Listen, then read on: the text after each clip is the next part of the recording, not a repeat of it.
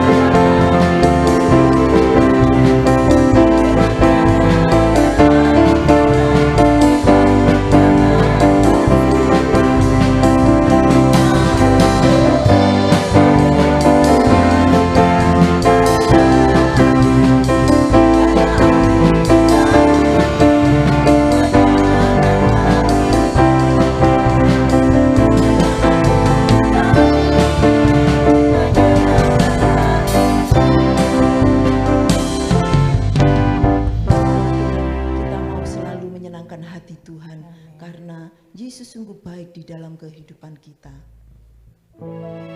Sungguh indah kasih Yesus.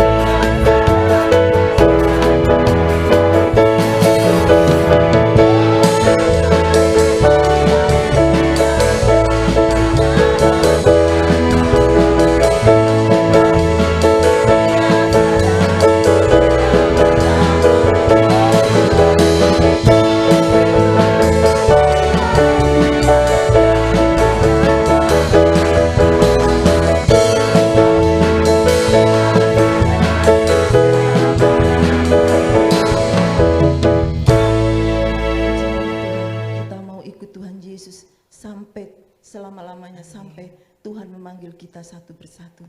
Puji nama Tuhan, tiba saatnya kita akan mendengarkan sebagian firman Tuhan. Mari kita siapkan hati kita untuk ditaburi firman Tuhan. Karena firman Tuhan menjadi kekuatan di dalam kehidupan kita. Puji nama Tuhan, mari kita sama-sama bangkit berdiri.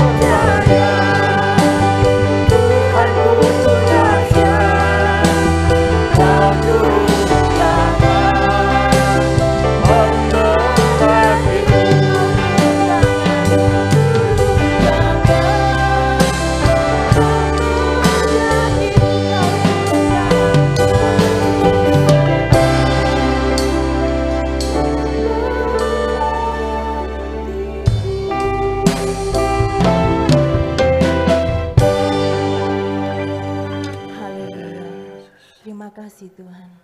Kami percaya Tuhan, Kau turun tangan memberkati kami. Amin. Terima kasih Tuhan untuk sore hari yang indah ini kami boleh datang Tuhan di hadapan-Mu beribadah. Tuhan, kami menyerahkan Bapa. Puji-pujian sudah kami naikkan, biar kiranya berkenan di hadapan Tuhan, menyenangkan hati Tuhan. Terlebih Bapa, tiba saatnya kami sebentar hendak mendengarkan firman-Mu yang memperlengkapi Tuhan seluruh kehidupan kami. Jamah kami, pikiran kami, hati kami biar hanya terarah kepada Tuhan, agar kami dengan penuh konsentrasi dapat mendengarkan apa yang hendak Kau sampaikan melalui hamba-Mu Tuhan. Nah, sehingga firman-Mu ini menguatkan kami, firman-Mu ini sebagai penuntun dan pelita bagi kami Tuhan dalam menjalani hari-hari ke depan kami, biar kami semakin berharap, semakin berpegang hanya kepada Tuhan. Terima kasih Bapa, terima kasih. Tuhan layakkan kami. Terima kasih Bapa, kami siap Tuhan diperlengkapi dengan firman-Mu. Hanya di dalam nama Tuhan Yesus Kristus, Juru Selamat kami yang hidup dan berkuasa. Haleluya. Amin.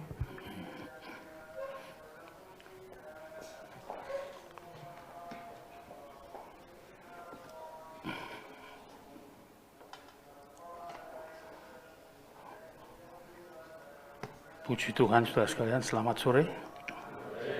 Selamat berbakti dalam nama Tuhan Yesus. Pada sesi ketiga ini, kita bersama mau membaca bersama kebenaran firman Tuhan itu dengan mengaitkan kita nanti pada tanggal 10 November itu ada hari pahlawan, saudara ya. Kita melihat tentang kenyataan dari hari-hari yang kita perhatikan bersama ya. Saudara, kita ini tanpa kepahlawanan dari beberapa saudara kita pada tahun 45, kalau tidak ada jiwa, sikap yang pada waktu itu kehidupan kesadaran tentang nasional sudah tercipta sebelum terbentuknya satu pemerintahan secara nasional. Jadi ada semangat yang begitu kompak sehingga membawa kepada situasi kemerdekaan ini. Dan saudara kalau lihat, kita bersama-sama memperhatikan yang jadi fokusnya adalah peristiwa mulai dari anak-anak muda, Sumpah Pemuda itu, tanggal 28, ya. Yang ini merupakan satu hal yang perlu untuk kita sikapi bersama. Generasi muda haruslah generasi yang tidak boleh kemudian terlibat di dalam narkoba terhadap yang disebut LGBT itu, termasuk yang paling benar-benar parah adalah bukan narkobanya sekarang ini, tapi narkolema, narkoba lewat mata. Jadi mata ini sering dibutakan di dalam melakukan segala sesuatu sehingga kita melihat banyak problem-problem yang menyangkut pernikahan anak muda dan yang menyangkut juga kepada hal-hal yang bersifat seks yang bebas. Ini perlu kita sikapi. Apakah ini pertanyaannya kalau seperti ini bisa enggak untuk memberikan sumbangsihnya kepada negara dan bangsa? Tentu jawabannya semua sepakat tidak.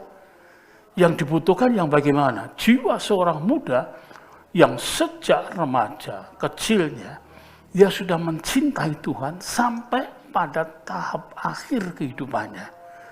Dan itu kita bisa melihat di dalam apa yang ditampilkan oleh Daud, ya, oleh Daud.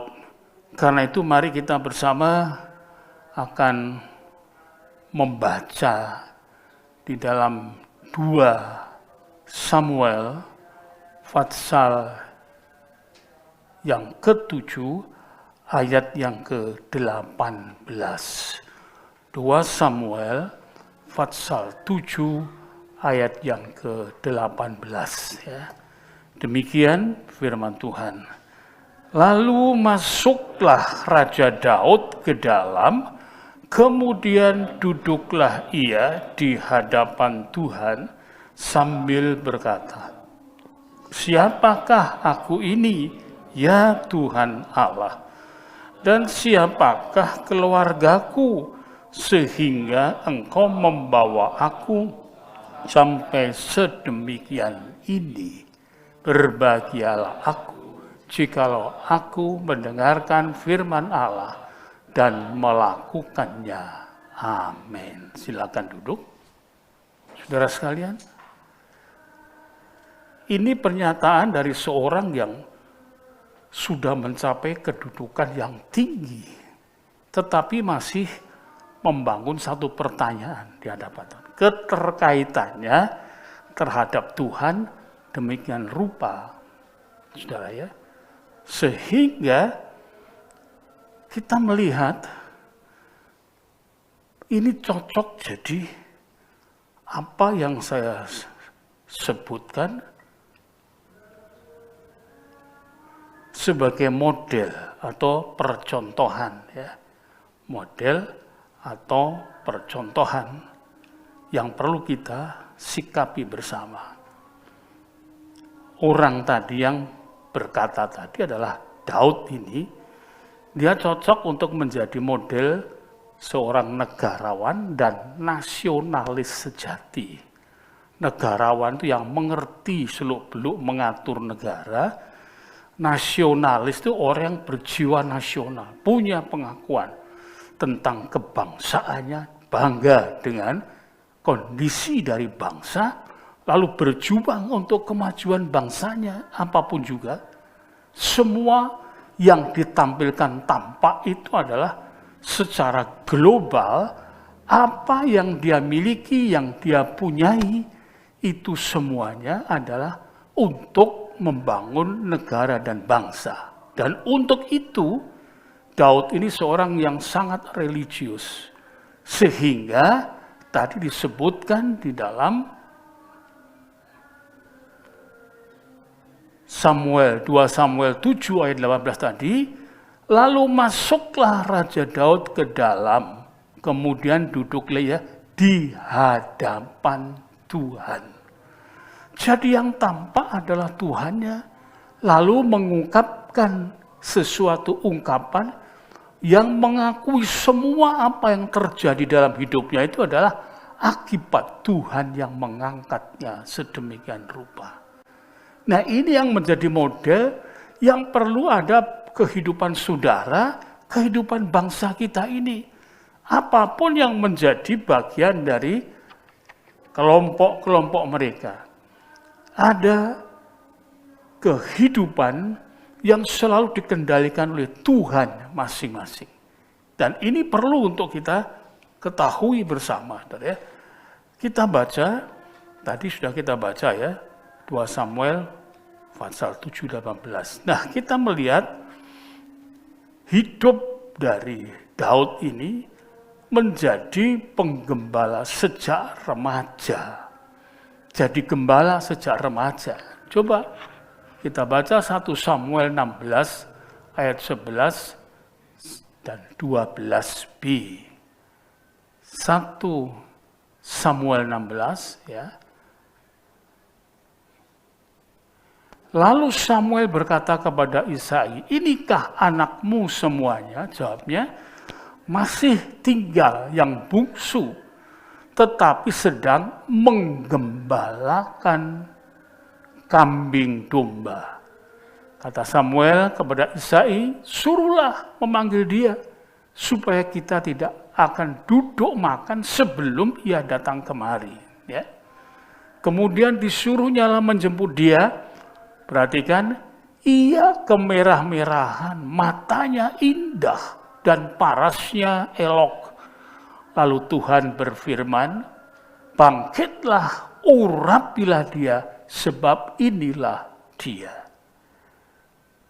Memilih. Raja yang pertama yang dipilih adalah Saul. Tetapi Saul tidak begitu setia. Saul suka berkilah, punya alasan. Tatkala disuruh untuk membasmi semua dari miliknya orang Amalek sampai ke ternak-ternaknya, dia malah menyimpannya. Dan tatkala kemudian Samuel mendengar apa yang terjadi, kambing domba yang ada di belakang itu mengembik semua, bersuara. Samuel tanya, suara apa itu? Saul mengatakan, iya, aku tidak memusnahkan semua, tapi yang tambun-tambun aku bawa untuk aku selamatkan bagi nanti penyembelihan untuk Tuhan. Itu kilahnya. Gak benar, Tuhan sudah perintahkan. Karena itu Tuhan tidak suka. Pemerintahan pertama yang mentahbiskan adalah Samuel juga atas perintah Tuhan. Yang kedua kali ini juga adalah Daud. Tetapi Daud sangat konstitusional di hadapan Allah. Ya, kita akan periksa nanti. Lalu kemudian kita perhatikan dengan seksama, remaja ini punya mental baja.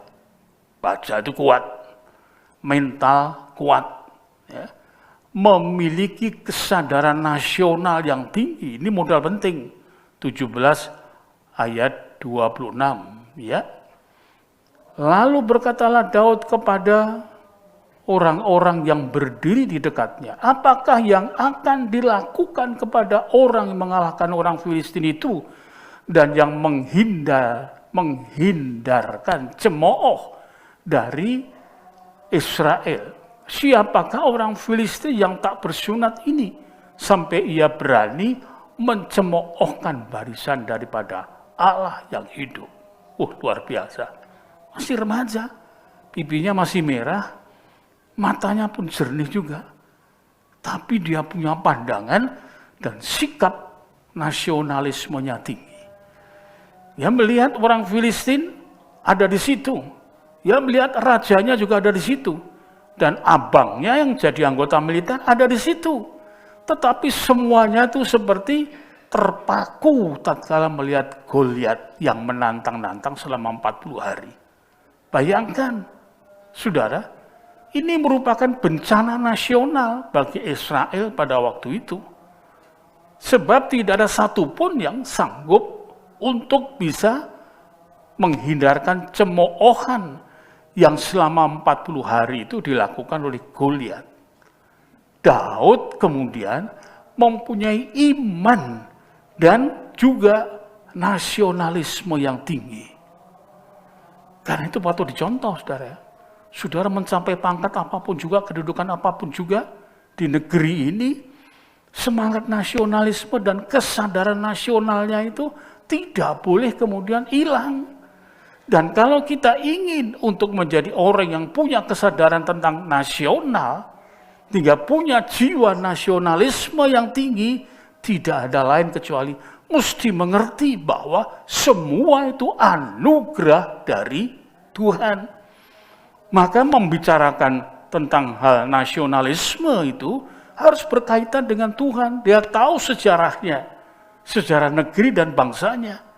Negeri dan bangsanya mulai pertama kali itu dari Mesir keluar dari bangsa yang terserak, kemudian membangun satu nation, satu bangsa yang dinamakan sesuai dengan keberadaan mereka, Israel. Siapa yang menjadi raja dan memilihnya? Yang memilih Tuhan. Mereka meminta, Tuhan memberi. Dan dipilihkanlah Saul itu. Tetapi pada kondisi seperti itu, Saul tidak bisa menetapi dan menyenangkan hati Allah. Sehingga digantilah Daud ini. Dan Daud seorang remaja yang punya mental baja, dididik di padang penggembalaannya. Dari keberadaan yang sangat sederhana, situasi sederhana, kondisi sederhana, semuanya, dan bahkan menuntut tantangan, ia bisa membangkitkan sikap nasionalisme dan juga kecerdasan dan lain sebagainya. Untuk itu tidak perlu kita punya alasan, aku udah bisa, sekarang ini aku dipasung, yang kecil-kecil itu dipasung di dalam keberadaan semacam homeschooling ya, belajar dari rumah. Saudara, tidak bisa kemana-mana. Aku tidak punya ini, tidak punya itu, dan lain sebagainya. Itu bukan alasan. Daud, dia berangkat dari medan penggembalaan, tidak ada fasilitas apa-apa. Itu sebabnya orang kebanyakan menilai Daud itu sebetulnya adalah anak yang tidak diperhatikan oleh orang tuanya. Itu yang disebut dalam bahasa Jawa mban cindi, mban silatan. Pilih kasih. Mestinya si bungsu punya hak untuk dilejitkan di dalam satu pendidikan yang tinggi. Kakak-kakaknya sudah jadi anggota militer semua. Tetapi dia disuruh menggembalakan domba. Saudara. Dan kita melihat ada pepatahnya orang Jawa, tunggak jarak meraja, tunggak jati mati.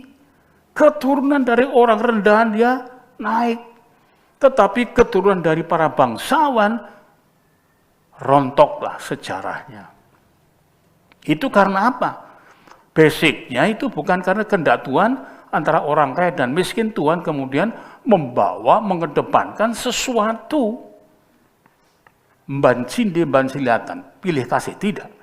Tetapi berasal dari bagaimanapun kita dilengkapi dalam hidup kita, kemudian memanfaatkan modal hidup itu, modal pendidikan, kesempatan kerja, kehidupan, ya berada dilahirkan di tengah-tengah orang yang miskin, di tengah-tengah keberadaan yang bersahaja, dan lain sebagainya. Tapi dikerahkan semua, disadari, dimanfaatkan oleh Daud. Sehingga kita melihat Daud bisa punya alasan yang kuat. Dia berkata, siapa itu? Orang yang tidak bersunat. Ya, orang yang tidak bersunat artinya disebutkan orang yang kafir. Kafir itu artinya terkepung, tidak mendapatkan wawasan yang luas. Itu kafir, kufur. Banyak orang tidak mengerti akan apa pengertian kafir itu. Lalu dipakai untuk hujatan dan cacian. Keliru. Orang yang terkepung, yang dikungkung di dalam sebuah benteng yang besar, dan itu kemudian menjadi orang-orang yang tidak berpendidikan, tidak mengerti. Jadi bukan itu. Ketidakmengertian itu dikaitkan dengan keberadaan pemeliharaan Allah pada manusia. Jadi orang yang kafir, orang yang tidak mengerti dipelihara oleh Allah. Maka itu Tuhan melarang, jangan engkau mengkafir-kafirkan sesama saudaramu. Tidak boleh, saudara. Ya. Nah, kita melihat itu. Ini kesadaran nasionalisme begitu rupa. Kemudian kita perhatikan, ya, apa tadi? Kesadaran dan tanggung jawab sebagai prajurit sejati, memotivasi Saul sebagai sang raja, jenderal, dan mertua sekaligus. Coba kita baca itu. Ini penting. 1 Samuel 17 ayat 32. Ya. Itu kenapa mesti ada gitu ya? Berkatalah Daud kepada Saul, janganlah seseorang menjadi tawar hati karena dia hambamu ini, dia berkata kepada Saul, akan pergi melawan orang Filistin itu. Jadi dia masih remaja, berani ngomong di depan seorang raja. Karena melihat situasinya, dia punya perhitungan secara kalkulasi psikologinya. Dia tahu ini orang semuanya, biarpun pangkat kedudukannya besar-besar, nyalinya tidak ada. Karena apa? Tidak berdasarkan kepada Tuhan. Ingat 2 Timotius pasal 3 ayat yang kelima. Banyak orang beribadah tetapi tidak menghargai nilai atau hakikat ibadah. Secara lahiriah mereka menjalankan ibadah mereka, tetapi pada hakikatnya mereka memungkiri kekuatannya. Kekuatan itu adalah merupakan sebuah komando tertinggi karena punya wibawa. Tetapi apa? Kekuatan itu adalah pada penerapan untuk taat kepada Tuhan, mengakui keagungan Tuhan. Tidak ada. Hanya berdasarkan kepada apa yang diteorikan saja. memungkiri kekuatannya, jauhilah mereka. Kalau kita tidak tahu, kita nuduh Tuhan itu kejem. Bukan itu. Karena ini memang sangat berbahaya. Ibadah ada di dalam gereja, di dalam tempat-tempat ibadah yang lain. Tetapi tidak mau menerima akan hakikat dari ibadah itu. Ibadah hakikatnya adalah menyembah kepada Allah. Merendahkan diri kepada Allah. Kebutuhan pokoknya apa? Diampuni dari segala dosa, dididik di dalam sebuah kebenaran. Tapi ini semua tidak diakui. Nanti kalau dipecahkan ini panjang sekali, saudara ya. Orang yang tidak mengakui Allah itu apa tanda-tandanya, gejala dan sebagainya. Ibadah ngantuk saja itu sudah merupakan pertanda tidak menghargai Allah. Kan itu perlu fisik diatur, kesehatan diatur, makan-makan juga menunya perlu diatur supaya kenanya kepada, jikalau kita beribadah kepada Tuhan seperti pada malam hari ini, kita kemudian tubuhnya fit untuk bisa menyembah Tuhan. Amin. Ini yang perlu kita ketahui. Ya. Lalu kemudian ini juga merupakan motivasi terhadap rajanya. Dulunya Saul itu berani, orang Yabes yang sedang mengepung, semua dalam ketakutan, dan kemudian diancam, aku mau memberikan kamu kebebasan, tapi mata kananmu semua orang-orang Israel harus dicukil semuanya. Bayangkan saudara. Jadi picek serentak itu mata kanannya. Itu penghinaan luar biasa kepada Tuhan. Saul bangkit, mengerahkan semua orang, lalu kemudian mengalahkan orang-orang Filistin, orang-orang Amalek. Semuanya dikalahkan. Itu waktu pertama kali. Tetapi pada kemudian tidak dipelihara sehingga kacau. Karena itu jangan kita meringankan penghayatan terhadap Tuhan. Saudara, saya tanya, kalau saudara pergi pesta pakai sepatu enggak? Kalau saudara datang ke gereja, pakai sepatu. Jangan meremehkan. Dari situ engkau meremehkan, meninggikan yang lain. Itu hal yang faktual. Engkau akan betul-betul terkena ayat itu. Tidak mempercayai pada hakikat ibadah itu. Hati-hati, jangan diringankan. Hal yang paling kecil sekalipun.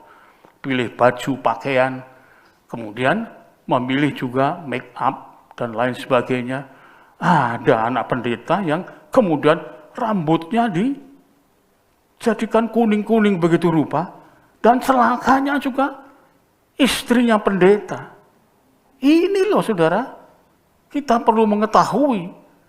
Maka itu waktu anak saya ada di Malang, dia mau milih cat rambut, ini kokunya bilang cat rambut hitam. Suaminya ngomong, kalau masalah duniawi tanya sama papa. Dia ngomong, Pak, aku mau ngecat rambut, ya cat ireng. Saya tahu mau dicatnya mau dibelang-belang, saudara. Di sini puji Tuhan tidak ada. Ya, kemarin ada yang karena rambutnya putih di semir agak merah-merah. Ojo, putih kok semir merah. Putih semir ireng cocok. Kalau semir merah nggak cocok, saudara. Nah, kita perhatikan hakikat ibadah tidak kemudian dijadikan itu. Hati-hati. Tidak peduli, saudara, bagaimanapun juga. 1 Samuel 10 ayat 1. Coba. Lalu Samuel mengambil buli-buli berisi minyak, dituangnya ke atas kepala Saul. Ya.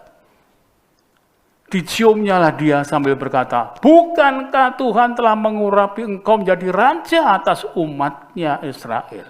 Siapa yang mengangkat, saudara? Yang mengangkat Saul siapa? Tuhan. Ya.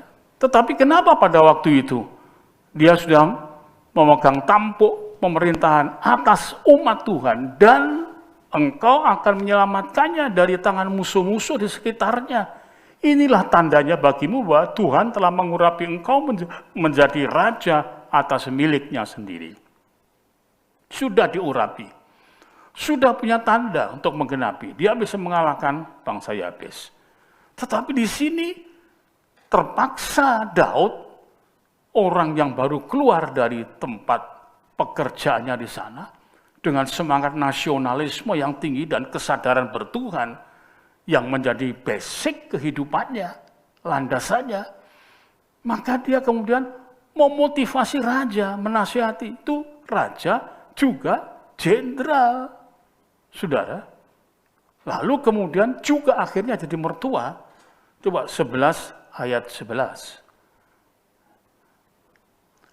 Keesokan harinya Saul membagi rakyat itu menjadi 3 pasukan. Mereka itu masuk ke tengah-tengah perkemahan musuh pada waktu kawal pagi dan memukul kalah orang-orang Amon sebelum hari panas.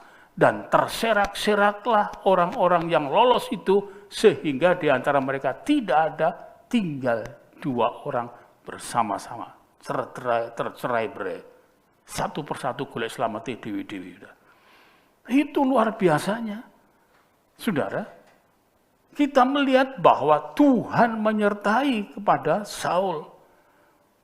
Bangsa Amon, Amalek, semuanya dapat diberantas, dikalahkan. Tetapi kali ini dengan Filistin, dengan satu andalannya yaitu Goliat. Semua membuat kalangan tidak ada yang berani. Daud memberi motivasi. Nah, maka itu perlu kita tahu bahwa apa yang disampaikan Daud, tantangannya bukan tantangan dari kemampuan kekuatan sendiri, tapi karena dia menghina Allah. Kenapa itu orang bersunat itu begitu rubah? Berani untuk menghina pasukan Allah. Saudara kita yang percaya kepada Tuhan dalam Kristus itu kita adalah laskar-laskar Tuhan. Bukan berjihad dengan cara yang seperti keberadaan manusia sekarang. Tidak. Perang, tiap hari perang kita. Perang dengan mengalahkan nafsu jahat kita. Amin. Dikalahkan. Ini yang perlu untuk kita ketahui bersama. Nah. Kedua, prajurit yang mengandalkan Allah. Biasanya kalau sudah tentara prajurit dan lain sebagainya itu, apakah itu polisi, TNI, pengandalannya kepada siapa? Komandan kan? Siap dan. Pokoknya kalau dengan komandan perintahnya bahasanya cuma siap dan. Kita ini jemaat dan umat Tuhan. Siapa jadi komandan kita? Siapa, saudara? Tuhan. Siapa yang menjadi bapak kita? Tuhan. Karena itu perlu kita mengetahui dan mengenalnya. Maka kita perkenalkan nih bahwa Daud adalah prajurit yang mengandalkan Allah. Biasanya TNI, Polri, tentara itu semuanya mengandalkan Allah kalau sudah diberangkatkan ke medan. Berpelukan, Dek, aku dongakno yang mulih selamat. Istrinya pun begitu juga, getol. Dulu tidak pernah beribadah pun juga membawa segudang pesan. Doakan ya.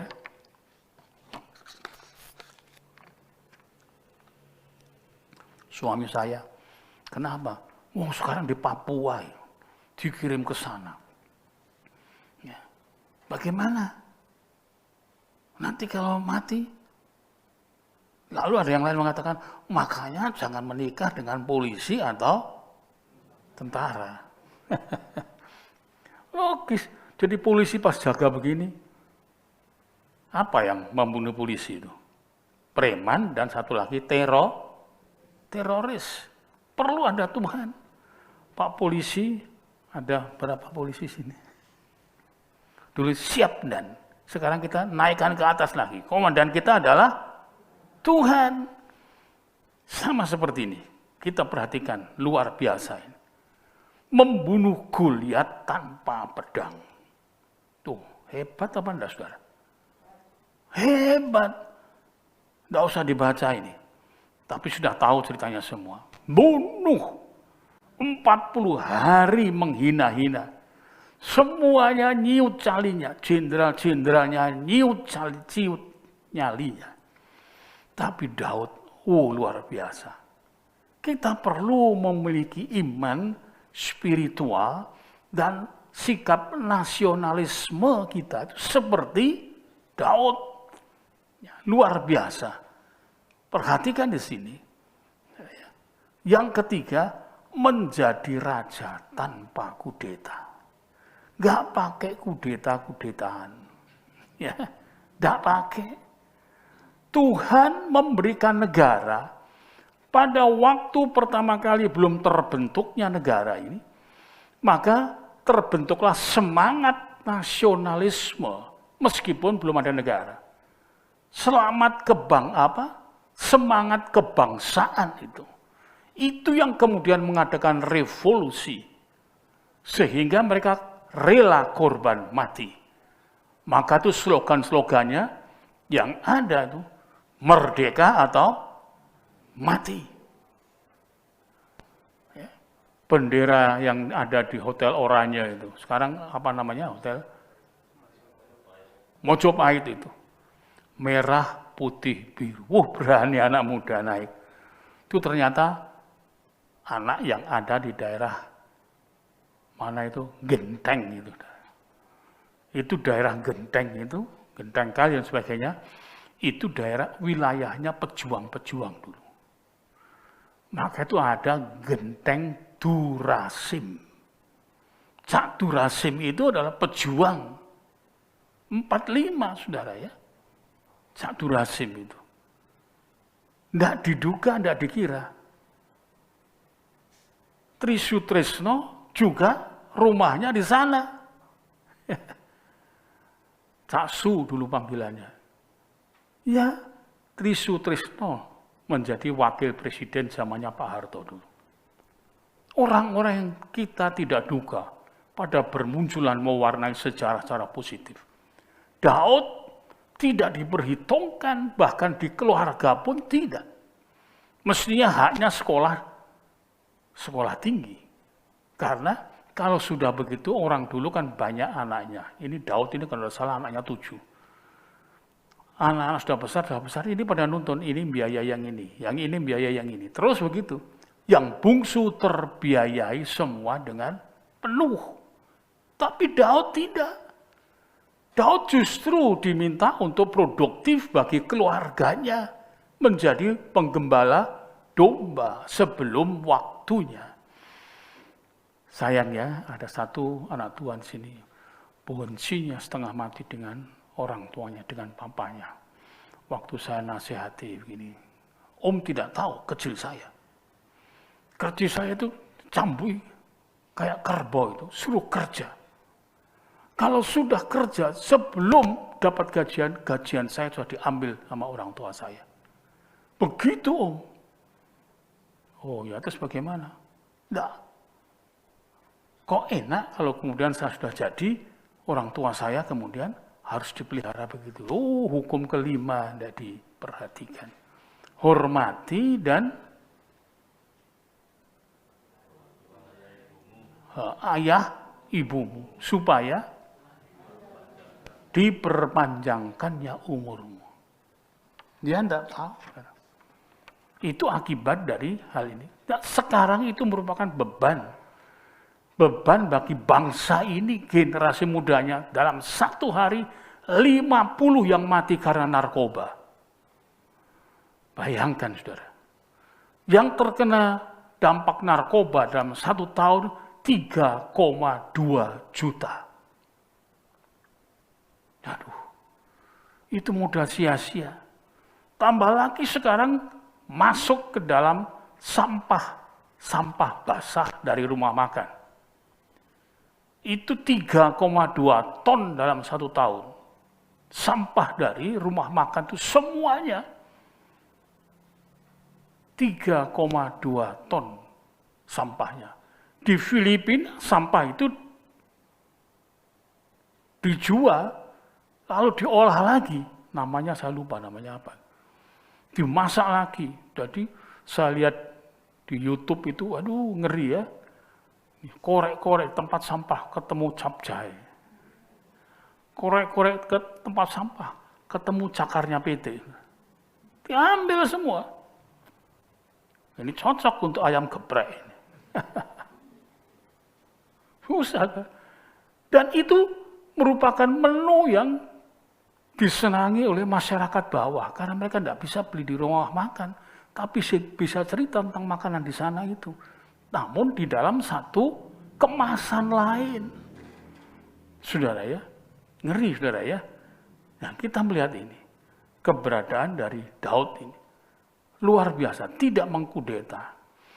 Ditentukan Allah melalui pengurapan. Meskipun kondisi dari negaranya seperti itu. Tatkala Daud maju perang, kemudian disambut oleh ibu-ibu.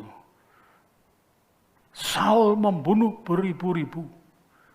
Daud membunuh berlaksa-laksa. Wah, Daud sakit hatinya. Saul.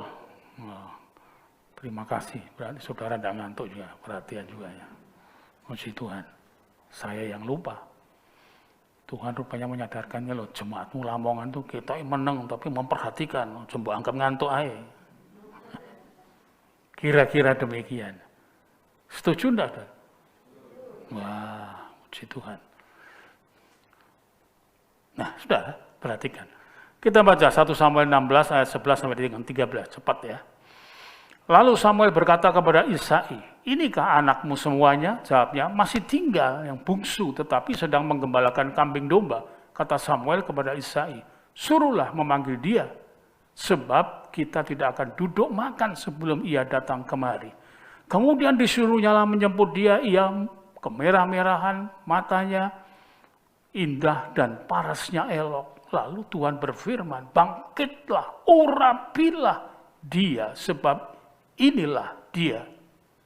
Samuel mengambil tabung tanduk yang berisi minyak itu dan mengurapi Daud di tengah-tengah saudara-saudaranya sejak hari itu dan seterusnya. Berkuasalah roh Tuhan atas Daud, lalu berangkatlah Samuel menuju Rama. Tapi tatkala Daud masih kecil di padang itu, kisahnya sudah dilantik menjadi raja. Saudara, tapi Daud tidak. Lalu kemudian serta-merta dia nuntut itu. Itu waktu semua Israel keberadaan keagamaannya sangat kuat. Atmosfer religiositasnya begitu kental. Kalau dia sudah diurapi, ada saksinya adalah nabi yang mengurapi, diadakan pemberontakan mudah, saudara. Tapi tidak, dia tidak melakukan hal itu. Dia mesti menunggu lagi. Beberapa kali justru dicoba untuk dibunuh Saul sebagai raja, jenderal, dan mertuanya. Lalu kemudian tidak melakukan kudeta. Nah ini kita baca. 1 Samuel 24 ayat 4 sampai dengan 12. Saya akan baca dengan cepat, terpaksa agak terlambat sedikit, tidak masalah saudara ya. Ia sampai ke kandang-kandang domba di tepi jalan. Di sana ada gua dan Saul masuk ke dalamnya untuk membuang hajat. Tetapi Daud dan orang-orangnya duduk di bagian belakang gua itu, di balik maksudnya. Lalu berkatalah orang-orangnya kepada Daud, telah tiba hari yang dikatakan Tuhan kepadamu, sesungguhnya aku menyerahkan musuhmu ke dalam tanganmu, maka perbuatlah kepadanya apa yang kau pandang baik. Maka Daud bangun, lalu memotong puncak jubah Saul dengan diam-diam. Kemudian berdebar-debarlah hati Daud, karena ia telah memotong puncak Saul. Lalu berkatalah ia kepada orang-orangnya, dijauhkan Tuhanlah kiranya daripadaku untuk melakukan hal yang demikian kepada Tuanku, kepada orang yang diurapi Tuhan, yakni menjamah dia, sebab dialah orang yang diurapi Tuhan. Dan Daud mencegah orang-orangnya dengan perkataan itu, ya tidak mengizinkan mereka bangkit menyerang Saul. Sementara itu Saul telah bangun, meninggalkan gua itu, hendak melanjutkan perjalanannya. Kemudian bangunlah Daud, ia keluar dari dalam gua itu dan berseru kepada Saul dari belakang, katanya, Tuanku Raja. Saul menoleh ke belakang. Lalu Daud berlutut dengan mukanya ke tanah dan sujud menyembah. Berlutut, saudara, dalam jarak yang cukup jauh. Berlutut. Lalu berkatalah Daud kepada Saul, "Mengapa engkau mendengarkan perkataan orang-orang yang mengatakan, sesungguhnya Daud mengikhtiarkan celakamu? Ketahuilah pada hari ini matamu sendiri melihat bahwa Tuhan sekarang menyerahkan engkau ke dalam tanganku dalam gua itu. Aku membunuh engkau, tetapi ada orang yang telah menyuruh aku membunuh engkau, tetapi aku merasa sayang kepadamu karena pikirku, aku tidak akan menjamah tuanku itu, sebab dialah orang yang diurapi Tuhan. Lihatlah dahulu ayahku," manggil bapak ya, karena dia memang menantu. Dari raja, tuanku, lebih familiar bapak. "Lihatlah kiranya puncak jubahmu dalam tanganku. Ini sebab dari kenyataan bahwa engkau memotong puncak jubahmu dengan tidak membunuh engkau." Betul ya? "Dapatkah kau ketahui dan lihat bahwa tanganku bersih daripada kejahatan dan pengkhianatan, dan bahwa aku tidak berbuat dosa terhadap engkau, walaupun engkau ini mengejar-ngejar aku untuk mencabut nyawaku." Ya, Tuhan kiranya menjadi hakim di antara aku dan engkau. Tuhan kiranya membalaskan aku kepadamu, tetapi tanganku tidak akan memukul engkau. Luar biasa, saudara ya. Jadi begitu rupa, dikejar-kejar sama-sama payahnya. Saul lebih payah lagi. Dia buang hajat, habis buang hajat kemudian tidur. Lalu ada provokasi ini waktunya. Buktinya ini, Tuhan menyerahkan kepadamu tanganmu. Hati-hati terhadap provokasi itu, saudara ya. Hati-hati. Kalau yang bertentangan dengan Tuhan, jangan dikerjakan. Daud tinggal begitu bunuh, jadi raja dia. Tidak. Itu inkonstitusional di hadapan Allah. Mengerti, saudara? Ya, konstitusi itu tatanan peraturan di dalam sebuah pemerintahan, perundang-undangannya, dan lain sebagainya. Dia tidak mau. Sebab yang punya hukum semua adalah Tuhan. Karena itu mesti ingat doa Bapa kami. Engkau yang dikuduskan dan lain sebagainya, kemudian berkata, jadilah kehendakmu di bumi seperti di sorga. Sistemnya, pemerintahnya, pengendaliannya itu harus dari sorga. Dari siapa? Orang-orang yang dipakai Tuhan. Mana buktinya? Sudah terbukti. Kalau orang itu melakukan semuanya itu bukan hanya untuk mencari kepentingan diri sendiri, tapi untuk Tuhan, untuk rakyatnya, untuk bangsanya. Luar biasa Daud ini. Ya. Dia tidak melakukan kudeta apa-apa. Dan itu sebabnya kemudian Daud diangkat secara betul-betul demokratis. Diangkat menjadi raja di Yahuda. Ini pertama kalinya. Sebagian dulu. Kemudian yang kedua, diangkat seluruh Israel. Demokratis. Dan ini disahkan di dalam penghitungan musyawarat dari rakyat. Semua ingin. Daud ingin melalui jalur sejarah dari Tuhan. Jaraknya dari pertama kali disiram, diurapi, sampai jadi ini 15 tahun. Menunggu dan tidak pernah memakai akan nafsunya. Dia betul-betul seorang yang negarawan ulung dan seorang nasionalis sejati, cinta bangsa. Kenapa, saudara? Kita melihat alasan yang betul-betul dia tidak melakukan kudeta ini adalah untuk menjaga disintegrasi negara dan bangsa. Artinya akan terjadi perpecahan. Dia jaga supaya jangan terjadi perpecahan antara bangsa itu. Di situ loh pikirannya. Di mana sekolahnya Daud? Di padang penggembalaan. Dari mana dia dapat gurunya? Tuhan. Bagaimana dia bisa mendapatkan guru dari Tuhan atau Tuhan sendiri itu? Memuji-muji Tuhan. Daud itu seorang pemain kecapi, pemusik yang handal. Dia main diurapi. Daud kerasukan hilang. Karena Saul kerasukan hilang. Karena Daud main kecapi. Daud ditombak oleh Saul. Dia bisa ales.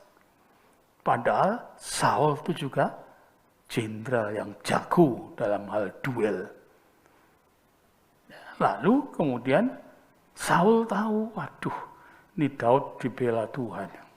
Tapi kok tidak bertobat gitu, saudara ya. Main musik saja, setan lari. Bagaimana dengan kita semua yang main musik ini? Kepengen tidak seperti itu? Kepengen. Begitu bermain musik, roh Tuhan bekerja. Jemaat yang betul-betul semuanya mendapatkan berkat anugerah. Karena itu mau ada yang ngomong, Pak Alang ngomong, Pak ada yang mau berjuang kemari Pak begini. Maaf, kami di sini tuh menjaga. Ya, supaya jemaat itu betul-betul terarah kepada Tuhan. Ya saudara, boleh kalau begini-begini. Saya nggak bisa menerima kenyataan. Kalau kemudian gereja, sementara khotbah ini ada backsoundnya musik. Sekarang itu. Saudara lihat enggak di YouTube? Ada selentingan musik kan? Doa. Ada enggak selentingan musik? Duh, itu dia pemain musik sedang beribadah kepada Tuhan, atau dia itu ditanggap oleh gereja. Lalu pakaiannya macam-macam dan lain sebagainya.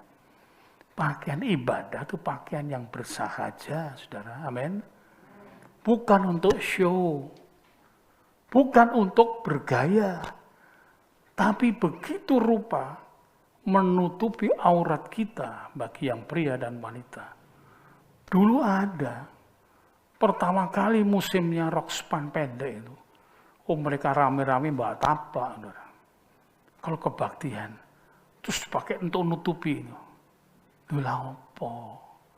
Terus mengatakan laki-laki itu mata keranjang. Ya ora toh. Saudara ya. Nah, kemudian ditantang kok. Setelah kemudian ditanggapi oleh para laki-laki, dia mengatakan laki-laki itu mata keranjang. Ini apa? Ketemu pirang perkara, saudara. Sekarang puji Tuhan, roknya mulai turun-turun ke bawah. Oh, puji Tuhan ya. Tidak sampai kemudian jadi penggoda. Laki-laki itu mudah tergoda, saudara ya. Saya waktu dengan papi angkat saya, Bapak Pendeta Yahya Limanau, sebagian mungkin ada yang tahu, sudah kenal.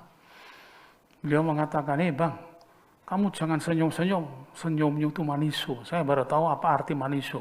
Pagi tadi itu saya tanyakan sama Pak Willy. Wil, apa artinya papi dulu ngomong maniso? Dia tertawa. Artinya maniso itu adalah genit katanya. Lalu sekarang itu, ayo. Apa ada yang berani mengatakan saya genit? Kalau saya senyum, coba senyum saya begini. Nggak bisa, saudara ya. Masa begini genit? Nah, puji Tuhan. Kita melihat itu, apa yang dialami oleh Daud ini. Dia adalah seorang negarawan dan nasionalis sejati. Ini yang perlu kita sikapi. Memerintah dengan jujur, religius. Mazmur 119 ayat 7. Coba tolong disiapkan dengan cepat itu.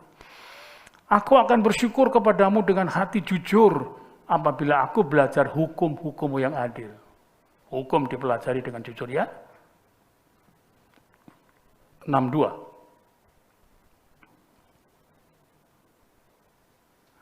Tengah malam aku bangun untuk bersyukur kepadamu atas hukum-hukummu yang adil. Terus 106. Aku telah bersumpah dan aku akan menepatinya untuk berpegang pada hukum-hukummu yang adil. 160. Dasar firman-Mu adalah kebenaran, dan segala hukum-hukum-Mu yang ada adalah untuk selama-lamanya. Jadi pedoman, luar biasa ya. Negarawan sejati dan nasionalis sejati. Ya adil, berjanji adil terhadap hukum-hukum Tuhan. Mengasihi Tuhan terus-menerus sampai akhir kehidupannya. Ini dibawa.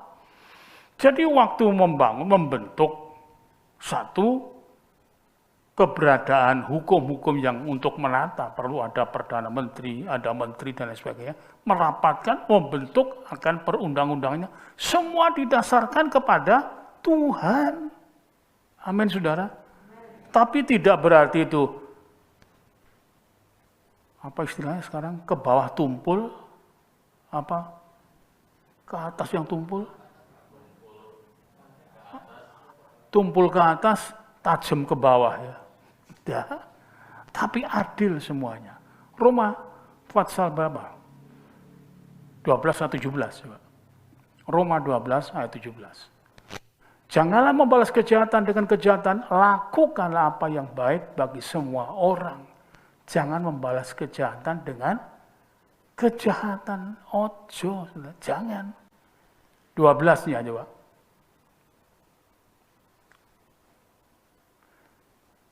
Bersukacitalah dalam pengharapan, sabarlah dalam kesesakan, dan bertekunlah dalam doa. Sabar dalam kesesakan. Sekarang kita semua mengalami kesesakan.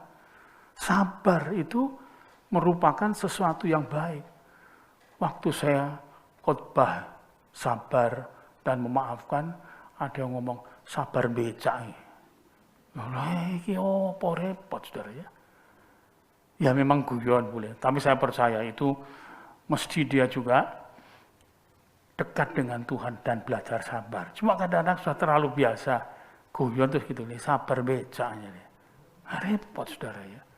Nah, saudara perhatikan di sini, negarawan dan nasionalis sejati itulah sikapnya dari Daud, penyembah benar dan menghormati Allah. 164.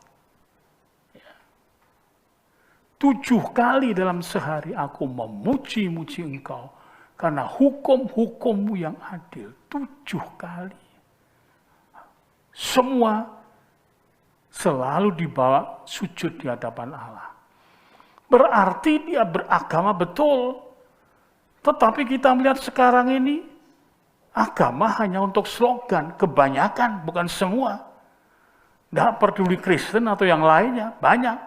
Agama hanya sebagai slogan saja. Hati-hati, kembalilah. Karena itu tidak mendapatkan jalan keluar, maka jalan keluarnya adalah membangun kerusuhan dan lain sebagainya. Nah saudara, yang kelima, peristiwa kudeta itu ada terhadap Daud. Jangan dianggap tidak ada. Kudeta yang pertama Absalom.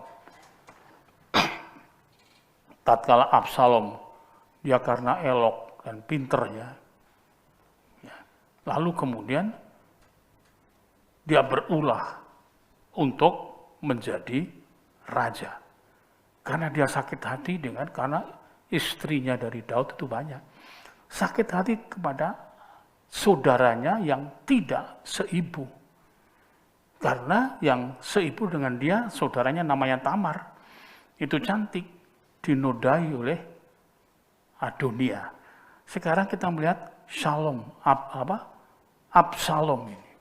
Absalom ini orangnya pandai untuk merayu. Ya, pandai untuk merayu rakyatnya, dikasih ini, kasih itu dan seterusnya. Kemudian dia berangkat menjadi raja. 15 ayat 10, 2 Samuel.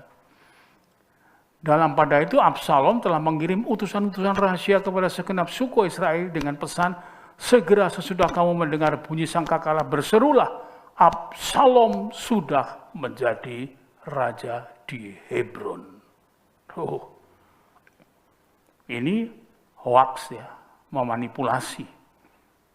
Karena itu Daud cepat kemudian melakukan sebuah tindakan. Dia tidak melawan, tapi dia kemudian menyingkir. Kalau Adonia, kudetanya tidak sampai kemudian melakukan sesuatu gerakan, sudah cepat ditangani. Sehingga kita akan bisa melihat nasionalis sejati memilih mengungsi untuk menjaga terjadinya disintegrasi bangsa. Ini pikirannya, nasionalis sejati. Rela dia mengungsi. Rakyatnya itu sampai menangis, saudara. 2 Samuel 15 ayat 23 kita baca bersama. Seluruh negeri menangis dengan suara keras ketika seluruh rakyat berjalan lewat. Raja menyeberangi sungai Kidron dan seluruh rakyat berjalan ke arah padang gurun. Ngungsi semuanya. Menghindari pertumpahan darah. Menghindari perpecahan. Ini yang dicari kepahlawanan yang sejati. Yang ada di dalam Daud. Itu menjadi model dan harapan kita bersama. Dia seorang negarawan, betul-betul tahu mengerti, membela rakyatnya, betul-betul, bukan kedudukannya, bukan kelompoknya. Lalu kemudian dia memikirkan kesatuan bangsa itu. Maka itu ada satu slogannya dan statement dari beberapa banyak orang. NKRI harga mati. Wah, saudara ya, itu yang kita cari. Supaya kita tahu apa, kenapa? Karena NKRI itu anugerah dari Tuhan. Hasil dari doa kita. Mari kita baca Fatsal 6 Injil Matius ayat 9. Karena itu berdoalah demikian, Bapa kami yang di sorga, dikuduskanlah namamu ya. Datanglah kerajaanmu, jadilah kehendakmu di bumi seperti di sorga. Titik. Ini yang perlu kita ketahui, datanglah kerajaanmu di bumi ini seperti di sorga. Itu yang kita rindukan. Kalau seluruh manusia di bumi ini semua menerapkan ini, kita tidak perlu khawatir. Besok saudara, kalau nyoblos ya, apa yang dicoblos itu tidak sesuai dengan harapan saudara, orang lain yang muncul, jangan kita sakit hati. Manusia memilih, Tuhan yang menentukan siapa yang jadi. Amin. Kalau sudah demikian, kita perlu untuk seperti Daud ini. Meskipun bagaimana keberadaannya, Saul ada ditunjuk Tuhan. Meskipun dia juga ditunjuk Tuhan, tapi secara konstitusional di hadapan Allah, Daud tidak mau.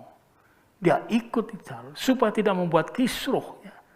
Sehingga Daud kemudian tatkala Saul dibunuh, mati Saul, baru dia kemudian naik menjadi raja. 15 tahun, saudara ya. 15 tahun duduk sebagai orang yang berharap sedemikian rupa. Aduh, itu kalau tidak kesabaran dari Tuhan tidak ada. Maka itu marilah kita bersama kembali kepada apa yang disampaikan firman Tuhan pada hari ini.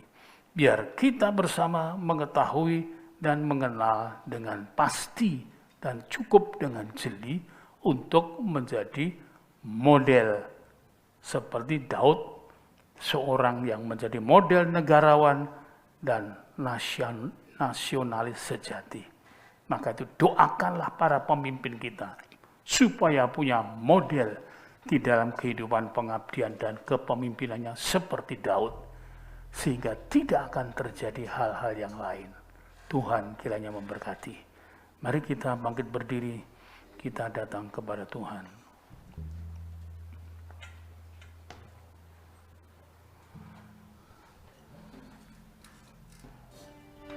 Ku kasihi kau dengan kasih Tuhan. Bisa dicarikan pujiannya.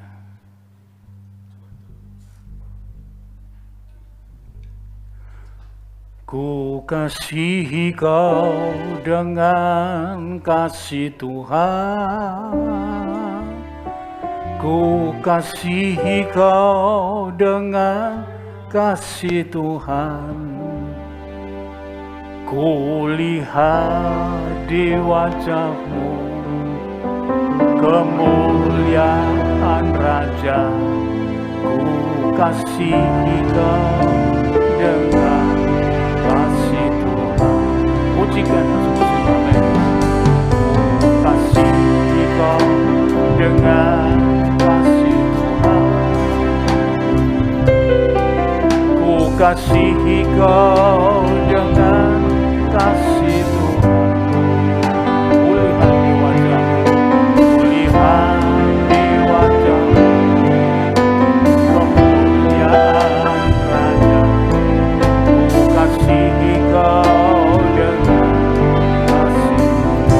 Ku kasihi Kau, ku kasihi Kau dengan kasih Tuhan.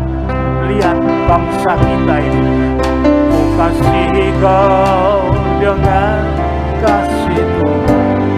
Bangsa-Mu dan bangsa-Mu, ku lihat di wajah-Mu, kemuliaan Raja. Ku kasihi Kau dengan kasih. Haleluya. Haleluya.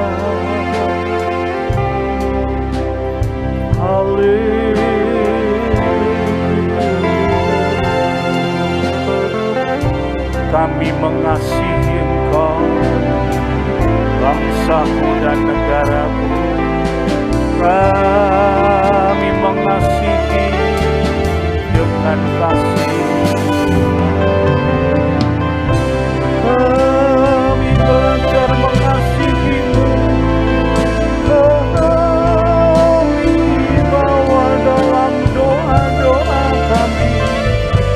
Bangsa-Ku dan negara-Ku, agar Tuhan melindungi, agar Tuhan membenahi, agar Tuhan memberkati. Terima kasih Tuhan. Kami berdoa untuk presiden kami dengan wakilnya, menteri yang menjadi pembantu-pembantunya, anggota-anggota DPR RI yang berkutat di dalam menata membangun negeri ini. Para wali kota, para gubernur, dan juga para bupati ke dalam tangan-Mu. Mereka adalah kaula-kaula-Mu ya Tuhan, untuk membangun negeri ini. Di tengah-tengah keterbatasan mereka, Tuhan tolong kiranya datang. Sebab selalu menyampaikan, jikalau tidak ada wahyu, maka liarlah rakyat ini. Anugerahi pewahyuan dalam membangun negeri ini, mengatur dan mengatasi persoalan, di dalam menerbitkan peraturan-peraturan baru, pasal-pasal yang baru. Tuhan sertai kiranya mereka, agar kiranya Tuhan mereka betul-betul menembus hikmat dan kebijaksanaan Allah di dalam dirinya, menuangkannya dalam bentuk-bentuk yang disesuaikan dengan kehendak Tuhan untuk mengangkat harkat dan martabat negeri ini. Penuhkan dengan kemuliaan-Mu Tuhan.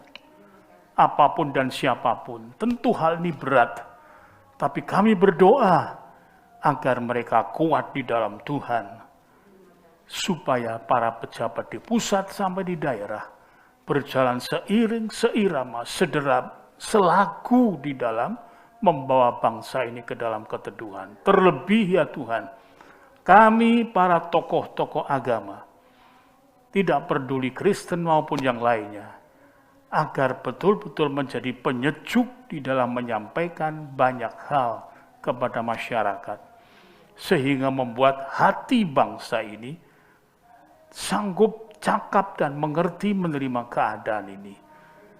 Mereka berpegang pada iman kekuatannya, kami berpegang pada Kristus Juru Selamat kami, agar kiranya gereja menjadi berkat bagi bangsa ini. Terima kasih Tuhan. Berikan kiranya jemaatmu ini mengerti betapa pentingnya arti hidup mereka.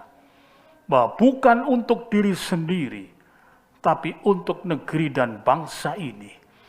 Agar mereka bekerja, agar mereka bermasyarakat, agar tatkala mereka itu meraih prestasi-prestasinya, mereka menyadari seperti Daud hambamu, prestasi itu berasal dari Tuhan. Sehingga Daud mempunyai berbagai gelar yang ada di dalam sebagai hamba Tuhan, sebagai seorang negarawan, sebagai seorang jenderal, sebagai pujangga, sebagai komponis, dan sebagai abdi Allah yang setia. Semua dihabiskan dalam kerendahan hati yang dinyatakan 7 kali dalam sehari sujud di hadapan Tuhan sebagai social control bagi dirinya. Terima kasih Tuhan. Terima kasih, biar domba-dombamu menjadi orang-orang yang memberikan satu semangat bagi negeri dan bangsa ini. Terima kasih Tuhan. Biarlah kiranya Tuhan memberkati pada jemaat Tuhan untuk berperilaku seperti Daud yang mencintai negeri dan bangsanya. Terima kasih, kita angkat tangan di hadapan Tuhan. Segala puji, hormat, naikkan kepada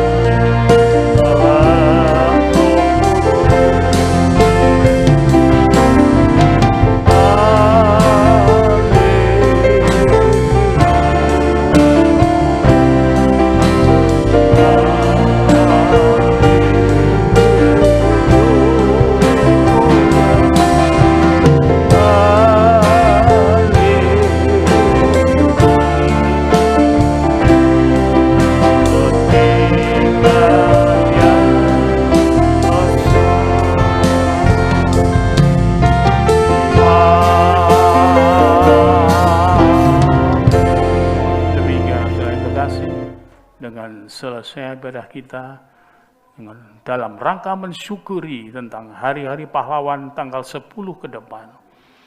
Biarlah kita semua juga menjadi pahlawan-pahlawan iman untuk bukan saja gereja, tapi untuk bangsa dan negara ini.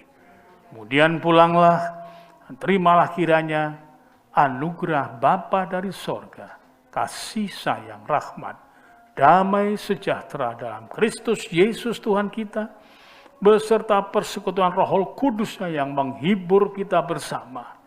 Mulai sekarang sampai Maranatha, bahkan sampai kita masuk ke dalam pesta nikah anak domba Allah sebagai mempelai-mempelai Tuhan yang diberkati dalam nama Tuhan Yesus Kristus. Haleluya. Amin.